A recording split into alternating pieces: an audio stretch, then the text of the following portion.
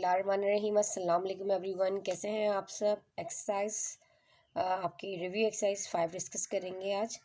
और आज का लेक्चर हमारा बेसिकली इसके एमसीक्यूज़ पर है, जो आपके पास 1 to 10 एमसीक्यूज़ जो है वो आपके इन्वॉल्व हैं इस पूरे चैप्टर यूनिट के अंदर। तो इसको बहुत डिटेल में डिस्कस करेंगे इंशाल्लाह, और इसका पार्ट 2 आप लोगों के साथ शेयर करेंगे, जिसमें मैं यहाँ question number 2 to question number 8 तक डिटेल क्वेश्चन जो है वो आप लोगों के साथ जो है इंशाल्लाह इसका सॉल्व आपको लोगों को देंगे। एक्सरसाइज 5.1 5.2 जो मैंने अपलोड कर दी है, डिस्क्रिप्शन में लिंक मौजूद है, आप लोग जाकर जरूर देखें। Choose the correct answers. अब हमारे पास फर्स्ट क्वेश्चन में क्या कहता है, बेसिकली एक्सरसाइज 5.1 में हमने डोमेन लेना सीखी, और एक्सरसाइज 2 में 5.2 में हमने जो है एक वेक्टर फंक्शन और स्केलर फंक्शन का हमने डेरिवेटिव लेना सीखा कि हम उसका डिफरेंशिएट किस तरीके से उसको करते हैं, जो कि हम ऑलरेडी डिफरेंशिएट से रिलेटेड जो है वो तो आप पहले ही डिस्कस कर चुके हो। हमने जो है वो 3 कंपोनेंट्स के बारे में भी पढ़ा और 2 कंपोनेंट्स के बारे में भी पढ़ा कि एक वेक्टर फंक्शन वेक्टर कब होता है, और जो है हमारे पास एक स्केलर फंक्शन कब होता है। तो ये सारी चीज़ें ऑलरेडी हम जो है वो अपने स्टार्ट में जो है, जब हमने आपको इंट्रोडक्शन दिया अपने एक्सरसाइज का, वहाँ पर मैंने ये चीज़ जो है बहुत डिस्कस की डिटेल में। तो आप लोगों से एक रिक्वेस्ट होती है कि जब आप लोग स्टार्ट करते हो, मतलब एक रिव्यू एक्सरसाइज के एमसीक्यूज़ को, तो इससे पहले इंट्रोडक्शन लेक्चर आप लोग ज़रूर देख लिया करें। ऐसा फंक्शन जिसकी domain set of real number में से तो होती है, पर उसकी जो रेंज है वो हमारे पास वेक्टर हो, तो ऐसा फंक्शन वेक्टर फंक्शन कहलाता है। लेकिन ऐसा फंक्शन जिसकी जो रेंज है, डोमेन है, वो भी सेट ऑफ रियल नंबर में से ही हो, और उसकी जो रेंज है वो भी सेट ऑफ रियल नंबर में से ही हो, तो वो स्केलर फंक्शन होता है। 2 डायमेंशनल भी हमने पढ़ा, 3 भी पढ़ा कि हमारे पास जो है वो आर ऑफ टी, जैसे कि हमारे पास वेक्टर फंक्शन इन्वॉल्व है, उसके अंदर 2 डायमेंशनल की अगर हम बात करते हैं, देखिए इस तरीके से अगर हम कहते हैं कि अभी मैंने आपको बताया जैसे कि एक फंक्शन है हमारे पास, अगर हमारे पास उसकी जो रेंज है, अगर हम रेंज की बात कर डोमेन की बात करते हैं, वो तो सेट ऑफ रियल नंबर में से ही है, ठीक है। और अगर हम कोई वेक्टर फंक्शन की बात करें तो उसकी डोमेन भी रियल नंबर में से ही होती है, सेट ऑफ रियल नंबर से होती है। पर जो हमारे पास इसकी जो रेंज होती है ना, जो हमारे पास फंक्शन है, ऐसा फंक्शन जिसकी जो रेंज है वो हमारे पास जो है वो रियल ही हो, सिंपल, तो वो फंक्शन स्केलर कहलाता है। यही हमने डिस्कस किया था। और जब हमारे पास वो वेक्टर हो जिसकी रेंज जो है वेक्टर हो, पर हमारे पास जो उसकी डोमेन है वो सेट ऑफ रियल नंबर में से ही हो, ऐसा फंक्शन हमारे पास वेक्टर फंक्शन कहलाता है, ठीक है ना। ये चीज़ें हम स्टार्टिंग में इंट्रोडक्शन में पढ़कर आए, ठीक है। वेक्टर हमारे पास जो है फॉर 2 डायमेंशनल भी होता है। अगर मैं कहूँ कि वेक्टर फंक्शन जो है position vector function r of t, f of t, i component, i unit vector, और जे ऑफ टी, जो आपके पास कंपोनेंट्स दिए गए हैं, ये बेसिकली एफ ऑफ टी और जी ऑफ टी, उसकी यूनिट वेक्टर जे के भी इन्वॉल्व होगा। अब ये हमारे पास 2 कंपोनेंट है ना, एफ ऑफ टी और जी ऑफ टी, तो ये हमारे पास बेसिकली 2 डायमेंशनल है। अगर मैं यहाँ पर एक और कर दूँ, यहाँ पे एफ कर दूँ, उसको जी कर दूँ, उसको एच कर दूँ, एच ऑफ टी, और के कंपोनेंट लगा दूँ, तो आप कहोगे मैं 3 डायमेंशनल है। जब भी हमें अपने वेक्टर फंक्शन की डोमेन फाइंड करनी होती है, तो हम क्या करते हैं, अगर हमारा फंक्शन डिफाइन हो तो हम क्या करते हैं, इनकी अलग अलग डोमेन फाइंड करके उसका इंटरसेक्शन ले लेते हैं। डोमेन ऑफ एफ हो गया, डोमेन ऑफ जी हो गया, डोमेन ऑफ एच हो गया, इनका इंटरसेक्शन लेना। और हमें लिमिट कर फाइंड आउट करनी होती है, तो हम अलग अलग लिमिट अप्लाई करते हैं, जिस तरह करते हुए आए। अब यहाँ पे हमारे पास बेसिकली जो आपका क्वेश्चन नंबर 1 है, देखिए आप गौर से, यहाँ पे कहता है the domain of the vector function. आपको डोमेन फाइंड आउट करनी है, और यहाँ पे आपके पास जो है वो 3 डायमेंशनल ही गिवन है। देखो फर्स्ट सवाल में क्या कहता है कि हमारे पास R of T vector function है, आपके पास T cube I unit vector plus 1 divided by T minus 1 J unit vector plus L N T minus 2 K unit vector. आगे कहता है कि T belongs to real number, ठीक है जी। अब हमें क्या फाइंड करनी है, इसकी डोमेन फाइंड करनी है। डोमेन फाइंड करने के लिए आप लोगों को सिंपल आपको नजर आ रहा है यहाँ पे, अगर आपने इसकी डोमेन निकालनी है ना, सिंपल। अब इसका देखो ये टी क्यूब है, फर्स्ट वाले का देखो, मतलब ये है कि अगर मैं नंबर लाइन पे शो करती हूँ टी क्यूब का मतलब, अगर मैं 0 रखूँ, 1 रखूँ, 2 रखूँ, 3 रखूँ, वट एवर, 0 रख रही हूँ, 1 रख रही हूँ, तो मेरे पास इसकी डोमेन क्या आएगी, फर्स्ट वाले की हमारे सेट ऑफ रियल नंबर में से ही होगी, ऐसे ही है ना, साइड पे लिख लो। अब इसकी डोमेन क्या होगी, अगर मैं फर्स्ट वाले की बात कर रही हूँ, फर्स्ट की मैं डोमेन ले रही हूँ, एफ ऑफ टी में ला लूँ, चलो इस फंक्शन को मैंने एफ ऑफ टी कह दिया, इसकी डोमेन मेरे पास रियल नंबर में से ही होगी। मतलब अगर मैं टी में कोई भी वैल्यू रखती हूँ तो मुझे वो रियल नंबर ही देगा, तो इसकी डोमेन क्या होगी, मेरे पास रियल नंबर में से ही होगी। अब दूसरा वाला हमारे पास क्या है, इसको अगर मैं जी ऑफ टी कह दूँ, सेकेंड वाले को, जो कि हमारे पास है 1 डिवाइड बाई टी माइनस 1, ठीक है ना। अब यहाँ पे अगर मैं पॉजिटिव 1 पुट करती हूँ, आप खुद बताओ 0 आ जाएगा ना, तो मैं 1 तो नहीं पुट कर सकती। मतलब रियल नंबर में से सारे नंबर मैं रख सकती हूँ पर मैं 1 नहीं रख सकती। तो इसकी हमारे पास डोमेन क्या आएगी, तो हम ये कहेंगे कि t-1 नॉट इक्वल्स टू 0, या मैं ये कह दूंगी t is not equals to 1, ये 1 वहाँ जाके पॉजिटिव हो जाएगा, ये हो सकता है ना। तीसरा वाला है नेचुरल लॉग t-2 h(t). तो यहाँ पे अगर नंबर लाइन की बात करें तो 1 तो नहीं रख सकते हैं ना, तो 1 को मैं फिल नहीं करूंगी, ऐसे करके इंटरसेक्शन लेना है ना आपको। अब h(t) ln t-2 है, तो अब हम ये कह सकते हैं भाई, अब ये बात हो रही है t-2 की, उसका मतलब कि t-2 ग्रेटर देन 0, या हम ये कह सकते हैं कि t greater then should be 2।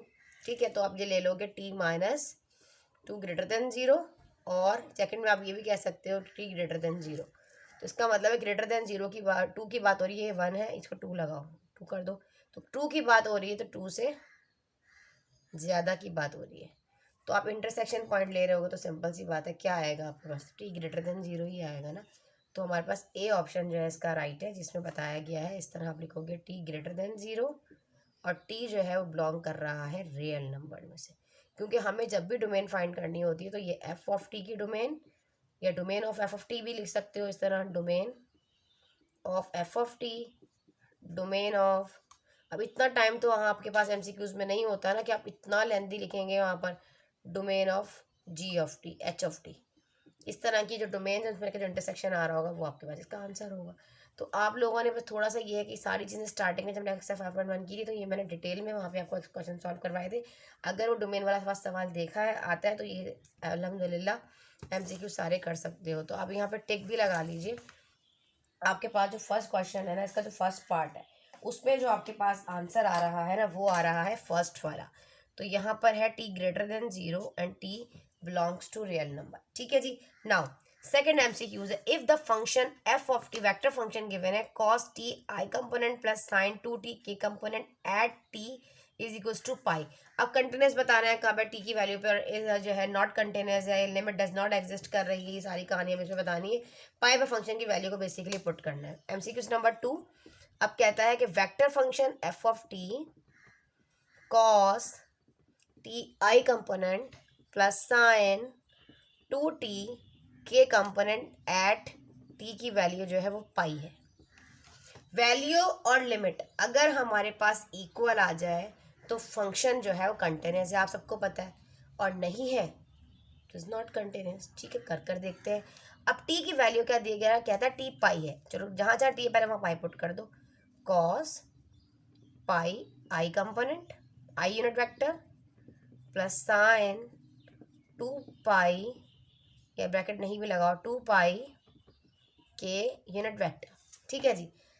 अब देखो साइन पाई की वैल्यू -1 है और साइन 2 पाई की वैल्यू 0 है, तो हमें यहाँ से मिला -1।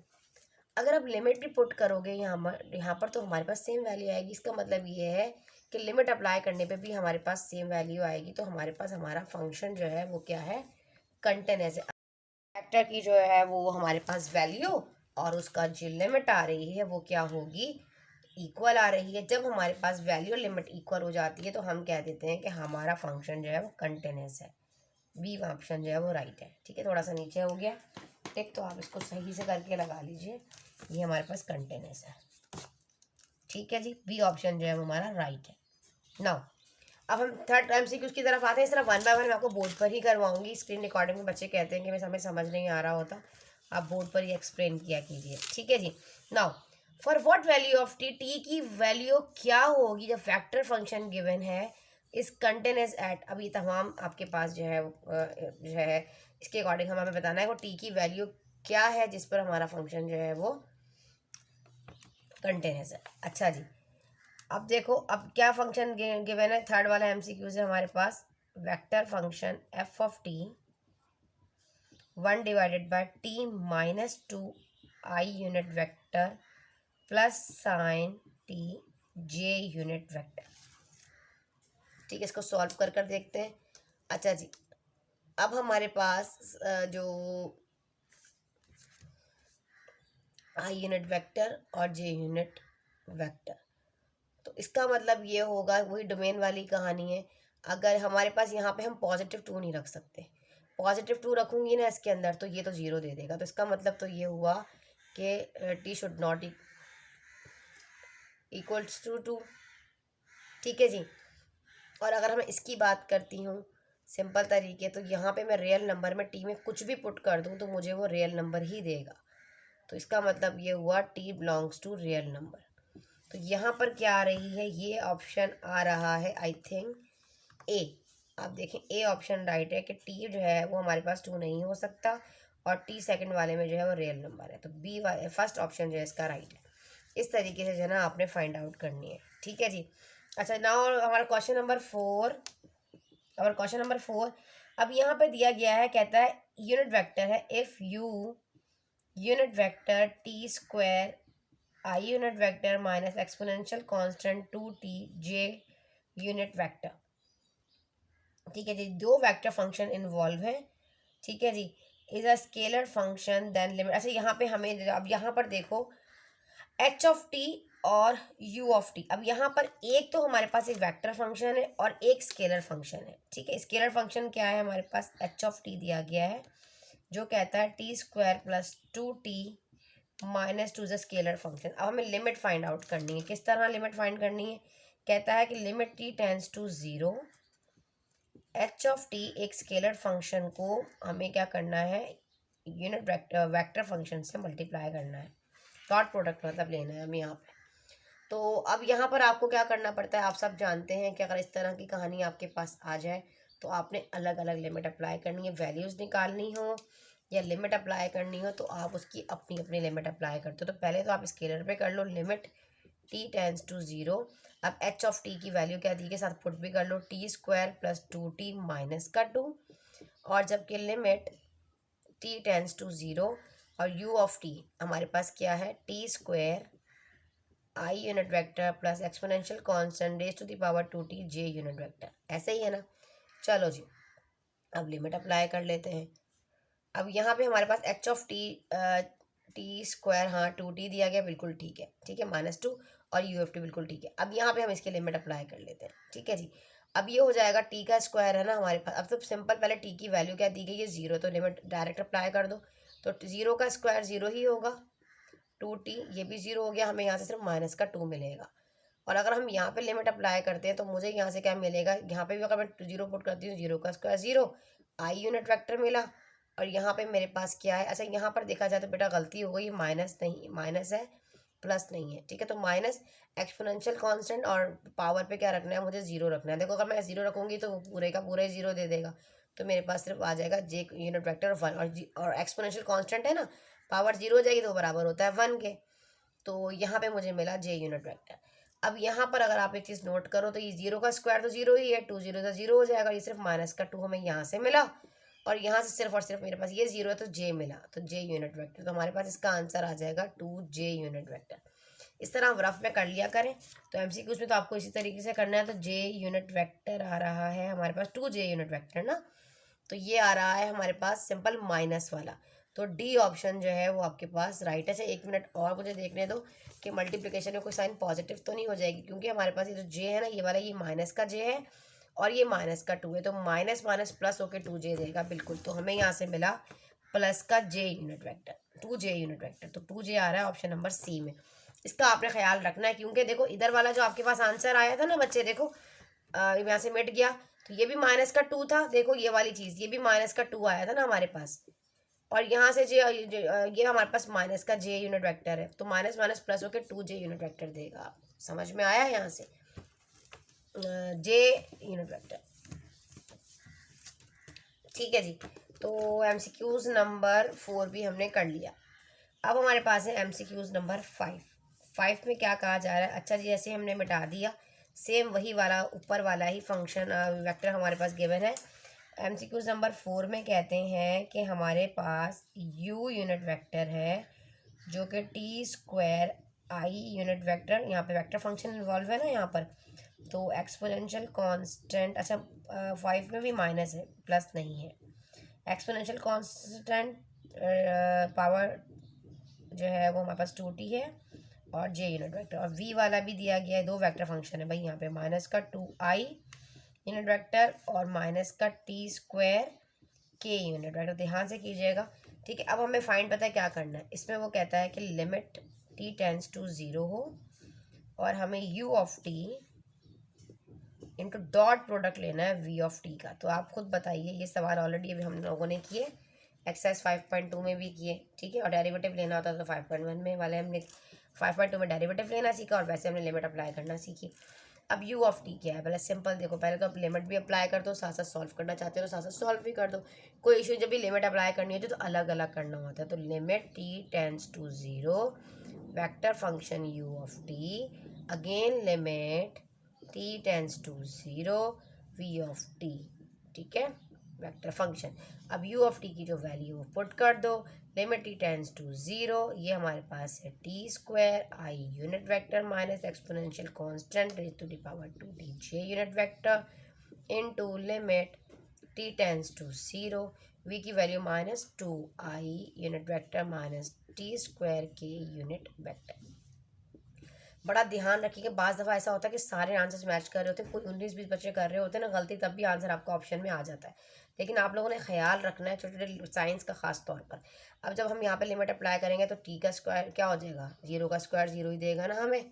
ठीक है, तो हमें यहाँ से सिर्फ मिलेगा, अब देखो अब यहाँ पे हमें क्या मिलेगा, सिंपल अब लिमिट अप्लाई करने पे देखो गौर करो, यहाँ पे 0 का स्क्वायर 0 ही देगा, तो 0 स्क्वायर देखो लिख लो, चलो आई यूनिट वेक्टर और एक्सपोनेंशियल कांस्टेंट तो यहाँ से मिलेगा -1। ठीक है, 0 होगा, 0 बराबर लिमिट अप्लाई कर दो डायरेक्ट, तो आपको क्या देगा यहाँ पर देखो, t टेंड्स टू 0 है, t का स्क्वायर 0, 0 का स्क्वायर 0, 0 आई यूनिट वेक्टर माइनस, और यहाँ t में 0 रखो तो 2 0 से 0, एक्सपोनेंशियल कांस्टेंट की पावर 0 बराबर किसके, 1 के, और j यूनिट वेक्टर यहाँ आपके पास मिला -2i, और यहाँ पे अगर 0 पुट करो तो 0 का 0 ही रहेगा 0, और आपके पास k यूनिट वेक्टर। आप सब जानते हो डॉट प्रोडक्ट में अगर आपके पास सेम आपने जो है वो अपने कंपोनेंट्स को मल्टीप्लाई करना होता है, आई वाले आई के साथ, जे वाले जे के साथ। ठीक है, तो अब यहाँ पर देखो, यहाँ पे आई जो है वो आपके पास क्या है, 0 का स्क्वायर 0 है। ठीक है, और यहाँ पे 2 है, तो सिंपल 2 0 से 0 हो जाएगा, आई वाला भी 0 हो गया, और यहाँ पर जे है पर यहाँ जे नहीं है तो जे भी 0, और यहाँ के है वहाँ के नहीं है वहाँ भी 0, तो आंसर आपके पास क्या आ गया, 0। तो हमारे पास आंसर 0 आया, तो आप यहाँ लिख भी लीजिए, 0 है ऑप्शन में, देख भी लीजिए ना। हाँ बिल्कुल है, फर्स्ट वाला ही 0 है। ठीक है जी, नाउ इसका एमसीक्यूज नंबर 6 है। एमसीक्यूज नंबर 6 में क्या कहा जा रहा है, इफ एफ ऑफ टी, ये भी vector function, t square i unit vector minus exponential constant raise to the power 2t j unit vector, वही वाला ही दे दिया भाई यहाँ पर। तो अब ये कहता है कि हमें क्या करना है, इसका डेरिवेटिव लेना है। ठीक है, डी ओवर डी टी, अब हमें इसका डेरिवेटिव लेना है। अभी थोड़ी देर पहले जैसे कि हमने एफ ऑफ टी निकाला, ठीक है, जो हमारे पास अभी निकला था सेम एज इट इज़ यही था ना हमारे पास फंक्शन।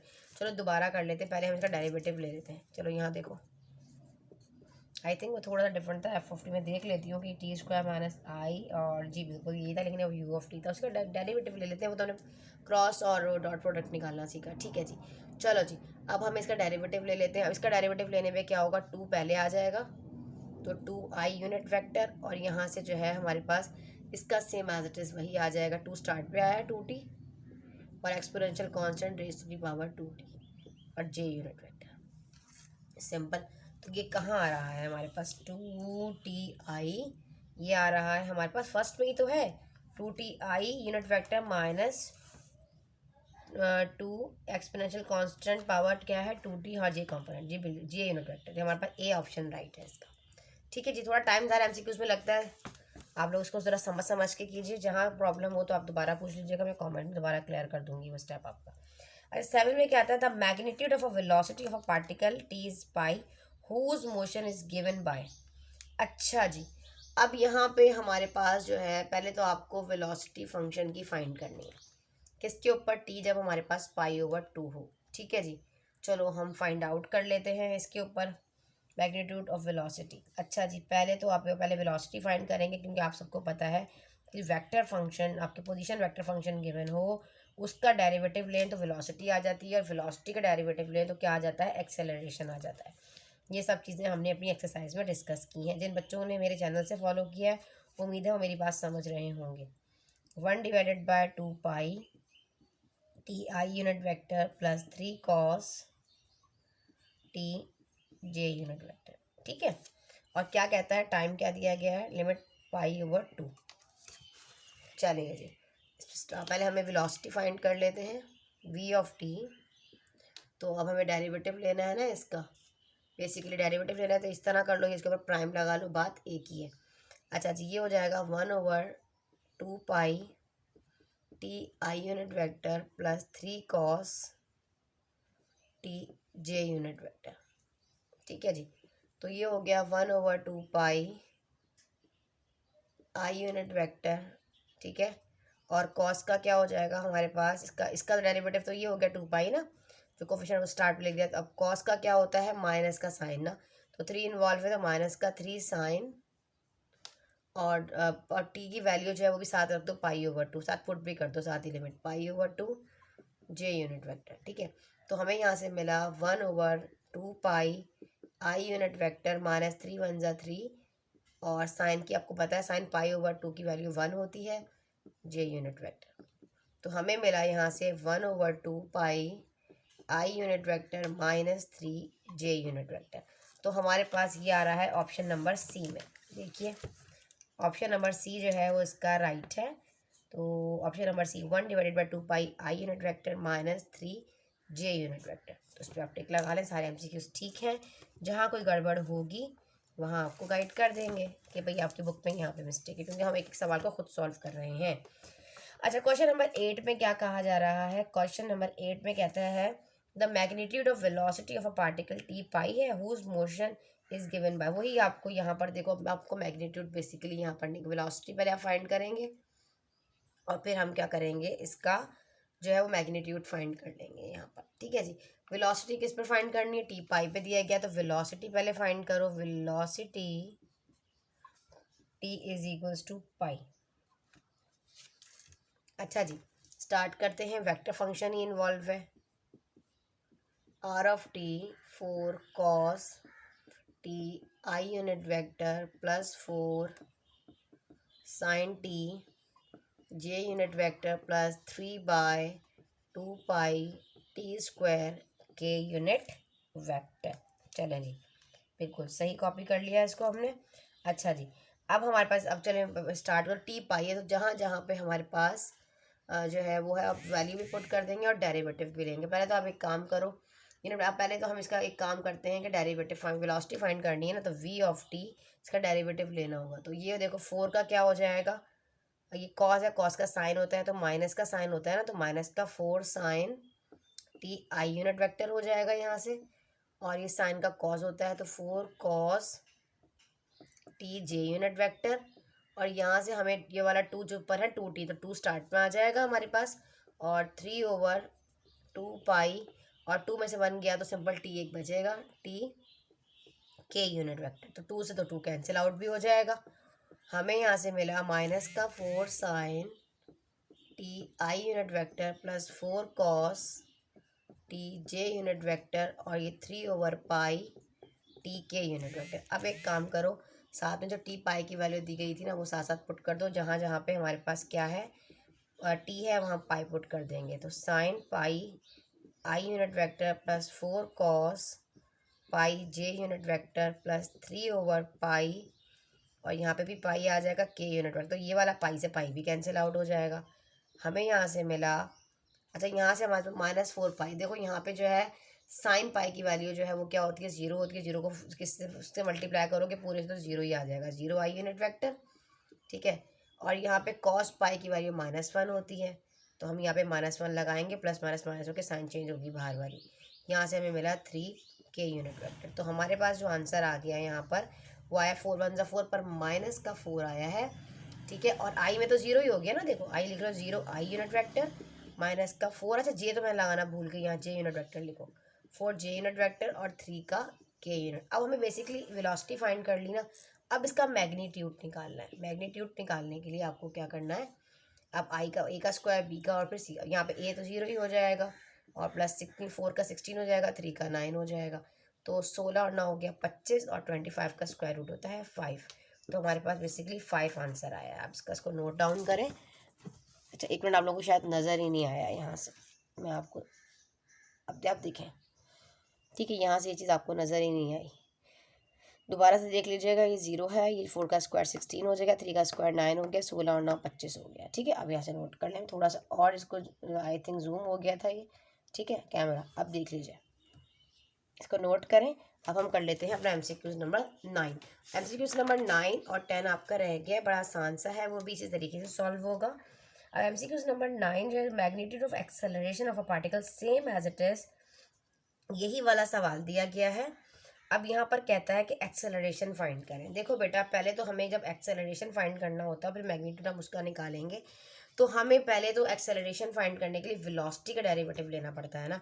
अब जो वेलोसिटी हमने ली गिवन पोजीशन वेक्टर का, जब आपने डेरिवेटिव लिया तो वहाँ पर वेलोसिटी आ गई, थोड़ी देर पहले भी बताया। अब वेलोसिटी का डेरिवेटिव जो होगा वो एक्सेलरेशन होगा, सिंपल यही चीज़ है। तो हमारे अब नेक्स्ट क्वेश्चन नंबर 9 में बेसिकली कहता है the magnitude of acceleration of a particle same as it is, यही सवाल दिया गया है, यही वाला फंक्शन है वेक्टर पोजीशन वेक्टर फंक्शन। अब यहाँ पे क्या करना है, एक्सेलरेशन फाइंड करना है। थोड़ी देर पहले बताया कि अगर पोजीशन वेक्टर का डेरिवेटिव लो तो वेलोसिटी आ जाती है, और वेलोसिटी का लो तो एक्सेलरेशन आता है। अब एक्सेलरेशन फाइंड करेंगे तो मैग्नीट्यूड निकालेंगे ना, तो पहले तो हमें टी की वैल्यू जो हमने पुट की ना यहाँ तक, तो हम इसको मिटा देंगे, इस सवाल यहीं तक रहेगा। पहले हमने इसकी वेलोसिटी फाइंड की।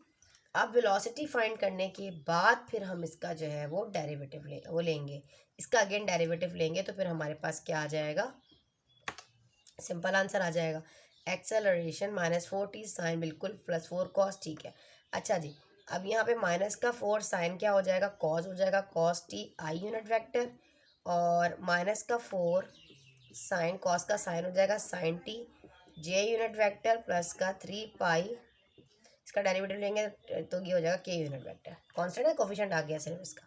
चलो भाई, अब क्या करना है, अब हम टी की वैल्यू को पुट करते हैं इसके अंदर। अब टी की वैल्यू पुट करेंगे तो माइनस का 4 कॉस टी की जगह आ जाएगा पाई/2 आई यूनिट वेक्टर, माइनस का 4 साइन पाई/2 जे यूनिट वेक्टर, प्लस 3 पाई के, यहाँ तो टी नहीं है तो यही रहेगा। ठीक है जी, अब यहाँ पे देखो कॉस पाई/2 0 के इक्वल होता है, तो यहाँ से क्या आ जाएगा, 4 से मल्टीप्लाई करने पे 0 ही देगा, तो 0 आई यूनिट वेक्टर, और यहाँ से साइन पाई/2 1 के इक्वल होता है, तो हमें यहाँ से माइनस का 4 मिलेगा, और 3 पाई और के यूनिट वेक्टर कैसे आ जाएगा, तो हमें यहाँ से मिला 0 आई यूनिट वेक्टर, 4 1 जा 4 जे यूनिट वेक्टर, प्लस 3/पाई के यूनिट वेक्टर। अब ये तो हमारे पास आ गया इसका एक्सेलरेशन, ठीक है, डेरिवेटिव लिया तो एक्सेलरेशन आ गया। अब एक्सेलरेशन के बाद अब हमें क्या करना है, अब हमें क्या फाइंड करना है, इसका मैग्नीट्यूड, तो हमें साइड पे कर लें। अब हम इसका मैग्नीट्यूड निकालना है, तो सिंपल इनके स्क्वायर्स कर लो, एक का 0 का स्क्वायर 0 ही होगा, -4 का स्क्वायर 16 हो जाएगा, पॉजिटिव हो जाएगा बाद में, और 3 का स्क्वायर 9, और पाई का स्क्वायर पाई। तो हमें मिला यहाँ से, तो ये पाई को इससे मल्टीप्लाई करने पे हमें 16 पाई प्लस 9, ठीक है, और डिवाइडेड बाय पाई स्क्वायर मिला। ठीक है बच्चे, इस तरीके से। तो अब इसका मतलब ये पाई स्क्वायर रूट दोनों के ऊपर है, अगर आप एक चीज़ नोट करो तो रूट दोनों पर है, नीचे से तो सिर्फ पाई आ जाएगा, देखो ऐसे है ना, ये 16 पाई प्लस 9, और नीचे भी जो है पाई का स्क्वायर, ऊपर रूट ऐसे है ना, स्क्वायर इसको कैंसिल आउट कर देगा, तो हमें यहाँ से मिलेगा 16 पाई प्लस 9, और डिनोमिनेटर में सिंपल पाई। तो ये तो आ रहा है ऑप्शन नंबर 1 में, आप लोग नोट कीजिए, हमारे पास क्या आया, 16 pi plus 9 divided by pi. तो आप ये देखेंगे ऑप्शन नंबर 1 में ही आंसर है, 16 पाई स्क्वायर प्लस 1। अच्छा, यहाँ पे स्क्वायर नहीं लगाया मैंने, जब हमने इसका एलसीएम यहाँ पर लिया, नोट करें, तो पाई को स्क्वायर को जब 16 से मल्टीप्लाई करेंगे तो स्क्वायर भी तो आएगा ना, ये मैंने स्क्वायर नहीं लगाया गलती से, तो आप लगा लें, ठीक है, कोई इशू नहीं है। तो हमारे पास यहाँ पे आ जाएगा 16 pi square plus 9 divided by pi. तो फर्स्ट ऑप्शन जो है वो इसका यहाँ पर राइट, तो हमने इसके फर्स्ट ऑप्शन पे राइट लगा दिया। चलो भाई, अब लास्ट एमसीक्यूज करके वाइंड अप करते हैं इस लेक्चर को, फिर इंशाल्लाह इसकी रिव्यू एक्सरसाइज का सोल्यूशन आपको एक लेक्चर में देंगे, क्योंकि मैंने रिव्यू एक्सरसाइज में तमाम में इसी तरीके से किया है अपने चैनल के ऊपर, कि तमाम मैंने एमसीक्यू सीरीज़ अलग बनाई है, ताकि फिर उसकी प्लेलिस्ट एक अलग हो जाएगी, क्योंकि बच्चों को एमसीक्यूज देखना होता है तो फिर उसके अकॉर्डिंग करेंगे। अच्छा, एक्सेलरेशन सॉरी लेट ए, हमारे पास जो है vector function 2i plus j unit vector plus 5k unit vector, then derivative of a divided by dt। अच्छा, एक्सेलरेशन का डेरिवेटिव फाइंड करना है बेसिकली, d/dt। आसान हो जाएगा ये तो भाई, कर लेते हैं अभी हम। ठीक है जी, तो सिंपल क्या है, 2i प्लस 3j प्लस का 5k। ठीक है, चलो इस वेक्टर फंक्शन में अब सारे कंपोनेंट्स में अगर हमारे पास कांस्टेंट हो, कांस्टेंट ही है ना, देखो भाई ये भी 2 है, ये भी 3, ये भी 5 है। अब इस तमाम का डेरिवेटिव लेने पे ये भी 0 है, ये भी 0 है, और बच्चे ये भी 0 है। अब जब तमाम के तमाम 0 हो जाएंगे हमारे पास, तो वो बेसिकली हमारे पास एक वेक्टर ही देगा ना। अच्छा, यहाँ पे आपको एक चीज़ नोट करो, एमसीक्यूज में बच्चे क्या करेंगे, फौरन देखते ही ना 0 पर टिक लगा देंगे सी, जबकि सी राइट ऑप्शन नहीं है, ये एक स्केलर है और बात हो रही थी वेक्टर की, वेक्टर फंक्शन की बात हो रही है, तो वेक्टर में ही आंसर आएगा इसका। ठीक है, ये वेक्टर फंक्शन में तो सारे कंपोनेंट हमारे कांस्टेंट हैं, डेरिवेटिव लोगे तो उसका हमारे पास 0 वाला ऑप्शन सी राइट नहीं होगा, नन ऑफ दीज होगा, इसका डी ऑप्शन जो है वो राइट है, नन ऑफ दीज, क्योंकि इन तीनों में ही ऑप्शन मौजूद नहीं है। वीडियो अच्छी लगी तो लाइक करें, चैनल को कर दीजिए सब्सक्राइब। मिलते हैं इंशाल्लाह ताला इसकी पार्ट जो है 2 के साथ, जिसमें मैं आपको इंशाल्लाह कंप्लीट एक्सरसाइज का सोल्यूशन दूंगी। उस्तानी जी को रखें दुआओं में याद। अल्लाह हाफ़िज़।